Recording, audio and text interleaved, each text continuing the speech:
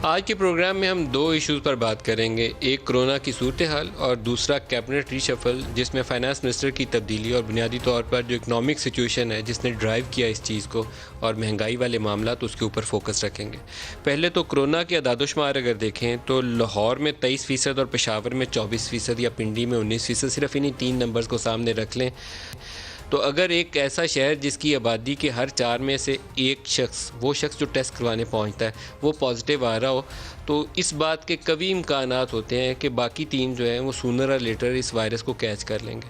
तो हमने बहुत ताख़ीर कर दी है एक्ट करने में, और अभी भी शायद उसकी जो SOPs की इन्फोर्समेंट है उसमें वो सख्ती नहीं है जो होनी चाहिए थी। हमें ये अपनी पब्लिक ट्रांसपोर्ट के ऊपर और इंटरसिटी मूवमेंट के ऊपर बहुत सख्त किस्म की पाबंदियाँ, और किसी भी किस्म की कोई पॉलिटिकल मीटिंग है, गैदरिंग है, कोई और तकरीब है जिसमें ज़्यादा लोग इकट्ठे हो रहे हैं, उसके ऊपर पाबंदी आयद करनी पड़ेगी। इवन प्रेस कॉन्फ्रेंस वो लाइव कैमरे के ऊपर बैठ के आप कर लें, ये जूम वगैरह पे कर लें तो ज़्यादा बेहतर है, बजाय एक कमरे के अंदर 20-25 लोग जमा करें।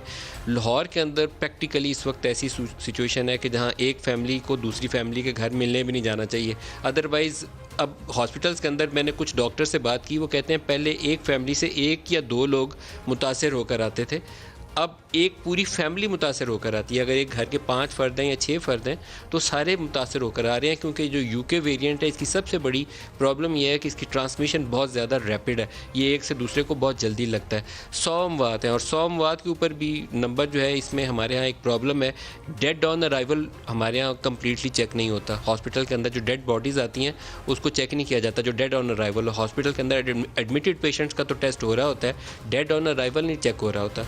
और बहुत सारे कस्बों, देहातों, गाँव, छोटे शहरों के अंदर जो लोग जिनकी घरों में कोरोना से अमवात हो जाती है, उसका भी कोई तस्दीकी अमल नहीं है।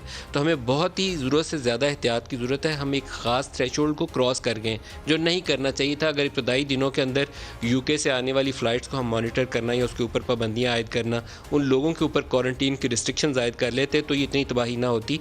अभी भी वो रिस्ट्रिक्शंस हमने आयद नहीं की। जो लोग UK से आते हैं, पाकिस्तान वापस उतरते हैं, तो बाय लॉ बाइंडिंग होना चाहिए कि जहाज़ से उतरते ही पहले उनका कोरोना टेस्ट होगा। 24 घंटे के अंदर वो नेगेटिव रिपोर्ट ना आए तब तक उनको क्वारंटीन करवाएं। हमारे यहाँ नामालूम वजूहात की बिना पर इन इश्यूज़ के ऊपर ना NCOC ने एक्ट किया है और ना प्रोविंशियल गवर्नमेंट्स ने एक्ट किया है। तो हम एक बहुत ही चैलेंजिंग सिचुएशन हमारे सामने है। President, prime minister, defence minister, even former finance minister, वो इस वायरस से मुतासर हो चुके हैं, तो कोई बहुत अच्छी सूरत हाल नहीं है। दूसरा, कैबिनेट की तब्दीली की तरफ आ जाएं। पाकिस्तान में रिसेंट ईयर्स के अंदर जो सबसे बड़ा अलमिया रहा है वो पाकिस्तान की जो इकनॉमिक पॉलिसीज़ हैं उनकी एक क्लियर कट डायरेक्शन नहीं है। एक गरीब मुल्क है, डेवलपिंग कंट्रीज़ है, जहाँ पर कोई 20 से 25 साल के लोग जो है हमारी पॉपुलेशन का बड़ा हिस्सा है। अभी कोरोना की वैक्सीन लगनी थी तो मैंने एक दिन डॉक्टर फैसल से पूछा कि इतनी 250 मिलियन लोगों के लिए वैक्सीन कहाँ से मंगवाएंगे, तो उन्होंने कहा 100 मिलियन तो 18 साल से कम है, उन्हें वैक्सीन ही नहीं लगनी। तो ये वो मुल्क है जहाँ पर इन लोगों को रोज़गार चाहिए। इतनी यंग पॉपुलेशन हो तो उसको रोज़गार भी तो चाहिए, तो बगैर ग्रोथ के रोज़गार नहीं मिलता। ग्रोथ आपको चाहिए 5-6% सालाना, सिर्फ इस नई जो लेबर फोर्स के अंदर लोग आ रहे हैं उनको एब्जॉर्ब करने के लिए। हमारे यहाँ पिछले 3 सालों के अंदर जो ग्रोथ है वो कोई या -0.4 है या 1% है या 1.5% है। तो इसका मतलब है कि हमारी अनएम्प्लॉयमेंट पिछले 3 सालों में तकरीबन उसके अंदर 3-4% इजाफा हो चुका है। अगर पहले 5 या 6% परसेंटेज पॉइंट 5-6% थी, तो अब कोई 7-8% तक पहुँच चुकी होगी। तो ये बहुत अच्छी सूरत हाल नहीं है। और दूसरी तरफ महंगाई है, शॉर्टेजेस हैं हमारे यहाँ टमाटर की, प्याज की, आलू की। एक ऐसा मुल्क जिसकी मेन जो एक्सपोर्ट आइटम थी वो टेक्सटाइल थी। हम सबसे ज़्यादा ज़र मुबादला पाकिस्तान का अगर 23-24 अरब डॉलर की बरामदात करते थे, तो उसमें से बड़ा item, single largest item textile products था। टेक्सटाइल के लिए कॉटन चाहिए होती है, जो पाकिस्तान 14 मिलियन प्रोड्यूस करता था। इस साल के जो अभी तक मार्च के नंबर्स रिपोर्ट हुए हैं, 5.64 मिलियन बेल्स है कॉटन। इसका मतलब है हमें तकरीबन कम व बेश 9-10 मिलियन कॉटन बेल्स इंपोर्ट करनी है। और लेटेस्ट उसके ऊपर यह है कि शायद हम ये जो शुगर की शॉर्टेज है उसके लिए भी और जो कॉटन की कमी है उसके लिए भी कल मुमकिना तौर पर हम एक परमिशन देंगे और भारत से इंपोर्ट करेंगे, कॉटन को भी और मोस्ट लाइकली चीनी को भी। यहाँ से नहीं मंगवाएंगे तो दुनिया से किसी और मुल्क से मंगवाएंगे, लेकिन ये इंपोर्ट से ही पूरी होगी।